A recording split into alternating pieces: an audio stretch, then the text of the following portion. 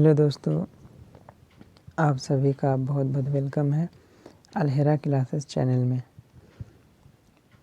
मैं हूं आपका दोस्त अजमल अहमद और आज हम कहकशां यानी इंटरमीडिएट की उर्दू किताब जो हमारे निसाब में है उसका फ़हरिस्त देखने जा रहे हैं। फ़हरिस्त यानी लिस्ट। फ़हरिस्त किसे कहते हैं? लिस्ट। जब हम कोई सामान ख़रीदने जाते हैं बाज़ार में तो उसका हम लिस्ट बना लेते हैं। अगर बहुत ज़्यादा सामान हो उसी को हम फ़हरिस्त कहते हैं उर्दू में। तो देखते हैं कि कहकशां में फ़हरिस्त में क्या क्या हमें पढ़ना है। तो फ़हरिस्त का दो हिस्सा इसमें है, एक हिस्सा नसर है, एक हिस्सा शायरी। नसर कहते हैं कहानी को, नसर कहते हैं कहानी को, और शायरी शेर व शायरी को। तो दो हिस्सा होता है बुक में, एक नज़म का यानी एक शायरी का और एक कहानी का। तो शायरी वाला पोर्शन में हमें पढ़ना है, नज़म पढ़ना है, गज़ल पढ़ना है, कता तारीख पढ़ना है, मरसिया पढ़ना है, कसीदा पढ़ना है, गीत पढ़ना है ना। और हिस्सा नसर वाला में हमें पढ़ना है, खाका पढ़ना है, मज़मून पढ़ना है, इंशाइया पढ़ना है, दास्तान पढ़ना है, अफ़साना पढ़ना है, ख़त पढ़ना है, खुदनोश्त पढ़ना है और खुतबा पढ़ना है। खुतबा कहते हैं लेक्चर को, भाषण को हम कह सकते हैं, हिंदी में उसे भाषण कहते हैं। ठीक है, चलिए देखते हैं हमें क्या क्या पढ़ना है, किसने किसने लिखा है। खाका फ़हरिस्त हिस्सा नसर में हमें पहले पढ़ना है खाका। खाका ये नज़ीर अहमद की कहानी नाम का एक उन्वान है, नज़ीर अहमद की कहानी खाका का। और इसके लिखने वाले यानी मुसन्निफ़ हैं मिर्ज़ा फ़रहतुल्लाह बेग। मुसन्निफ़ कहते हैं लिखने वाले को, राइटर को। ठीक है, आगे देखते हैं।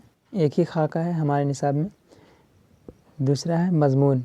मज़मून हमारे निसाब में 3 है, एक मिट्टी का तेल, एक बाज़ पुराने लफ्ज़ों की नई तहकीक, एक है इंशाइया क्या है।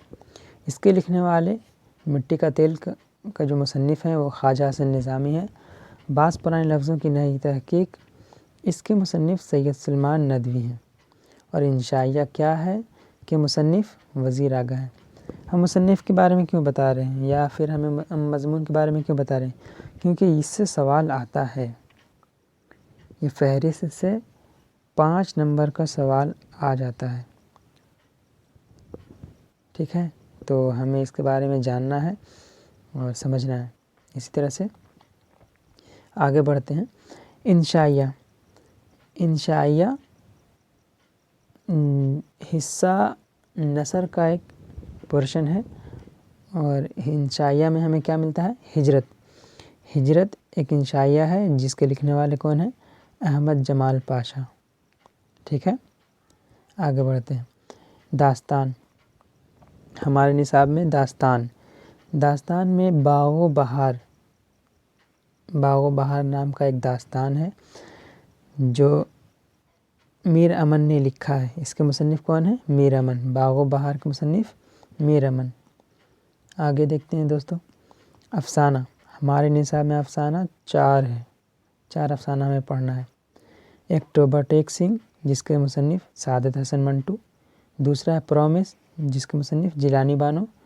तीसरा है भूले बिसरे गीत जिसके मुसन्निफ़ शफ़ी जावेद। और चौथा है इब्राहिम सक्का का मतलब होता है पानी पिलाने वाले को कहते हैं सक्का। तो इब्राहिम सक्का ये है, इसके मुसन्निफ़ कौन है? सलाम बिन रज़्ज़ाक़। ठीक है, आगे बढ़ते हैं। ख़त हमारे निसाब में 3 ख़त है और तीनों ख़त किनके हैं? अबुल कलाम आज़ाद के। गुबार खातिर नाम का एक किताब है जिससे 3 ख़त लिए गए। ख़त की जमा है खुतूत, है ना, ख़त की जमा खुतूत। ठीक है, आगे बढ़ते हैं। और इस 3 खुतूत के मुसन्निफ़ कौन है? अबुल कलाम आज़ाद। اب حصہ شاعری میں آتے ہیں۔ حصہ شاعری میں ہمیں سب سے پہلے پڑھنا ہے نظم، ہے نا۔ نظم کتنا ہے؟ نظم ہمارے پاس 6 ہے۔ پہلا ہے گفتگو، جس کے مصنف کون ہے؟ علی سردار جعفری۔ یہ گفتگو، میرا سفر، کھیتی، یہ سب جو بھی یہاں پہ لکھا ہوا ہے یہ عنوان ہے نظم کے، ٹھیک ہے۔ تو گفتگو نظم کے مصنف ہیں علی سردار جعفری۔ میرا سفر، اس کے مصنف بھی علی سردار جعفری ہیں۔ کھیتی، اس کے مصنف بھی عمیق حنفی ہیں، علی سردار جعفری نہیں۔ برق کلیسہ، یہ ظریفانہ نظم ہے، اس کے مصنف کون ہیں؟ اکبر الہ آبادی۔ متشاعر، برق کا مطلب ہوتا ہے بجلی، جو آسمان سے گرتی ہے نا بجلی، اسی کو ہم برق کہتے ہیں، ٹھیک ہے۔ اور کلیسہ کا مطلب ہوتا ہے گرجا گھر، جو عیسائیوں کی عبادت گاہ ہوتی ہے، ٹھیک ہے۔ اب آتا ہے 5واں متشاعر۔ متشاعر کا مطلب ہوتا ہے بناوٹی شاعر، یعنی جو اصل میں شاعر نہ ہو لیکن دکھاتا ہو کہ ہم شاعر ہیں، تو اسے کہتے ہیں متشاعر۔ اس عنوان سے ایک نظم ہے ہمارے نصاب میں، اور اس کے لکھنے والے ہیں ظفر کمالی، یہ بھی ظریفانہ نظم ہے۔ اس کے بعد آتے ہیں ہم 6 پہ، یہ ہمارا آخری نظم ہے، جس کا عنوان ہے ہم نہیں جانتے۔ یہ ترجمہ ہے، کسی دوسرے لینگویج سے لیا ہوا ہے، لیکن اس کا ترجمہ اردو میں کیا گیا ہے، اور اردو کا ترجمہ ہمیں پڑھنے کے لیے ملا ہے ہمارے نصاب میں۔ اس کے لکھنے والے کون ہیں؟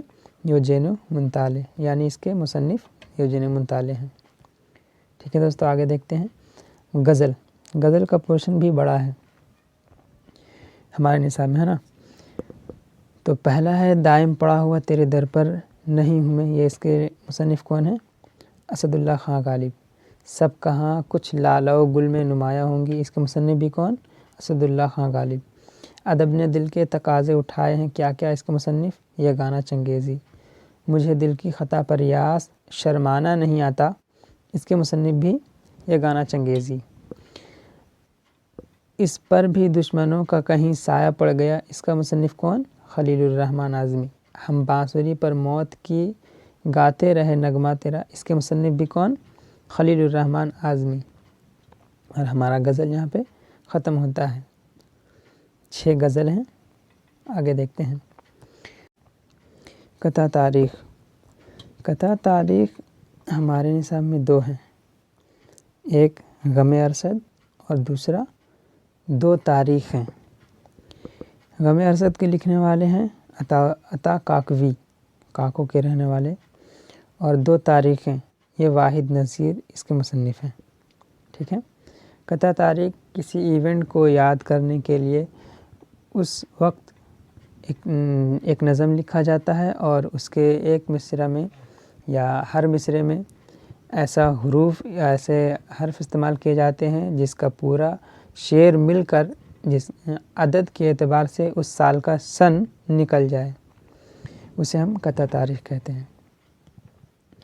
آگے بڑھتے ہیں مرثیہ یعنی کسی کے موت پر اس کے بارے میں لکھنا، اس کو یاد کر کے اس کا غم، اس کی خوشی، اس کے زندگی کے بارے میں یاد کرنا، یہ سب مرثیہ میں آتا ہے۔ اور ہمارے نصاب میں یارب چمن نظم کو گلزار ارم کر، یہ مرثیہ ہے، اور اس کے لکھنے والے میر انیس ہیں، ٹھیک ہے۔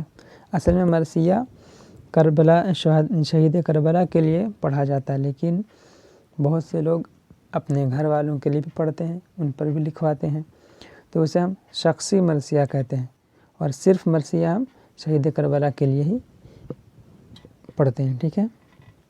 یا شہید کربلا پر جو لکھی جائے اسے ہم مرثیہ کہتے ہیں، اور جو عام لوگوں کی موت پر لکھی جائے یا شہادت پر لکھی جائے تو اسے ہم شخصی مرثیہ کہتے ہیں۔ آگے بڑھتے ہیں مزید مطالعہ کے لیے، یعنی یہ اس سے زیادہ پڑھنا ہے ہمیں، اس سے بھی کوشچن بہت سارے آتے ہیں، ایسا نہیں کہ مزید مطالعہ ہے تو چھوڑ دیں، مزید مطلب زیادہ ہوتا ہے، مطالعہ مطلب پڑھنا، ٹھیک ہے۔ آگے دیکھتے ہیں کہ ہمیں مزید مطالعے میں کیا کیا پڑھنا ہے۔ خود نوشت یعنی آٹو بایوگرافی، آٹو بایوگرافی اور ایک ہوتا ہے بایوگرافی۔ بایوگرافی مطلب کوئی دوسرا کوئی لکھنا، یعنی میرے زندگی کے بارے میں کوئی دوسرا کوئی لکھ رہا ہے۔ جیسے ہم گاندھی جی کے بارے میں اگر کچھ لکھتے ہیں ان کی زندگی کے بارے میں تو وہ ہو گیا بایوگرافی، لیکن اگر گاندھی جی خود اپنی زندگی پر لکھیں تو اسے کہتے ہیں آٹو بایوگرافی۔ اسی کو اردو میں ہم کہتے ہیں خود نوشت۔ اور ہمارے نصاب میں ایک خود نوشت دیا ہوا ہے، میں یونیورسٹی میں کے عنوان پہ، جس کے لکھنے والے کون ہیں؟ احسان دانش۔ یہ اپنی زندگی کے بارے میں لکھے ہیں، ٹھیک ہے۔ اب آگے پڑھنا ہے داستان، ایک اور داستان، فسانہ عجائب۔ فسانہ عجائب، عجب کی جمع ہے عجائب، ٹھیک ہے۔ اس کے لکھنے والے کون ہیں؟ مرزا رجب علی بیگ سرور، مرزا رجب علی بیگ سرور، ٹھیک ہے۔ پھر پڑھنا ہے افسانہ۔ افسانہ میں ہمیں کون سا افسانہ پڑھنا ہے؟ کوارنٹائن، ٹھیک ہے۔ کوارنٹائن، یہی جو ابھی حال ہی میں گزرا ہے، لیکن یہ حال ہی کے کوارنٹائن والا نہیں ہے، بلکہ اس سے بہت پہلے پلیگ کا ایک بیماری چلا تھا۔ ابھی تو کرونا کا بیماری چلا، اس میں کوارنٹائن ہوا نا، لیکن اس سے بہت پہلے پلیگ کا بیماری چلا تھا۔ اس میں بھی لوگ جوک در جوک مرتے تھے، یعنی ایک محلے میں اگر کسی کو ہو گیا تو پورا محلہ خالی، اس کے سارے محلے والے انتقال کر جاتے تھے، ایسا بیماری ہوتا تھا پلیگ۔ خیر اس پر لکھا گیا ہے۔ کوارنٹائن اصل میں کسی بیماری کا نام نہیں ہے، اس جگہ کا نام ہے جہاں لوگوں کو رکھا جاتا ہے حفاظت کے لیے، یا پھر دوا کرنے کے لیے اس کا الگ جگہ دے دیا جاتا ہے، اسے ہم کوارنٹائن کہتے ہیں۔ کوارنٹائن افسانہ کے مصنف ہیں راجندر سنگھ بیدی۔ آگے ہم پڑھتے ہیں، آگے ہمارا ہے خطبہ۔ خطبہ کے مصنف یعنی خطبہ جو کامل انقلاب، یہ عنوان کا ایک خطبہ ہے ہمارے نصاب میں، جس کے لکھنے والے کون ہیں؟ جے پرکاش نارائن۔ اصل میں جے پرکاش نارائن نے خطبہ لکھا نہیں تھا، بلکہ انہوں نے بھاشن دیا تھا، اس بھاشن کو لکھ لیا گیا ہے، ٹھیک ہے، کامل انقلاب کا عنوان دے کر کے۔ اور اس کے مصنف کون ہو گئے؟ جے پرکاش نارائن، انہی کے زبان سے نکلی ہوئی ہے۔ خیر آگے دیکھتے ہیں انہوں نے کیا کیا کہا تھا۔ نظم، آگے ہمیں پڑھنا ہے نظم۔ شکست زندہ کا خواب، دو نظم ہمیں اس میں پڑھنا ہے مزید مطالعے میں۔ شکست زندہ کا خواب ایک ہے اور دوسرا آوارہ ہے۔ تو شکست زندہ کا خواب جو ہے اس کے لکھنے والے جوش ملی آبادی ہیں۔ آوارہ کے لکھنے والے کون ہیں؟ اسرار الحق مجاز۔ اس کے مصنف کون؟ اسرار الحق مجاز۔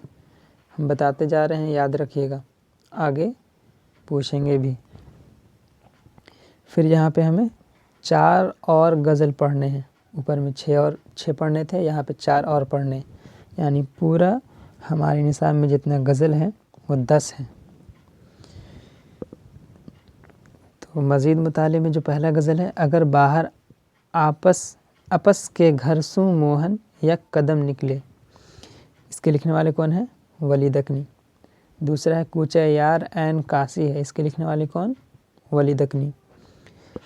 تیسرا ہے کاش یوں تیرا نہ یہ آئینہ دل ہوتا، تیرا کہتے ہیں اندھیرا کو، تیرا کہتے ہیں اندھیرا کو، کاش یوں تیرا نہ یہ آئینہ دل ہوتا۔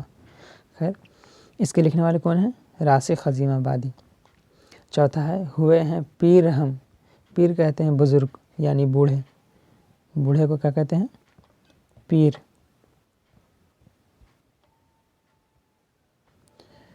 ہوئے ہیں پیر ہم اب دیدنی رونا ہمارا ہے، اس کے لکھنے والے کون؟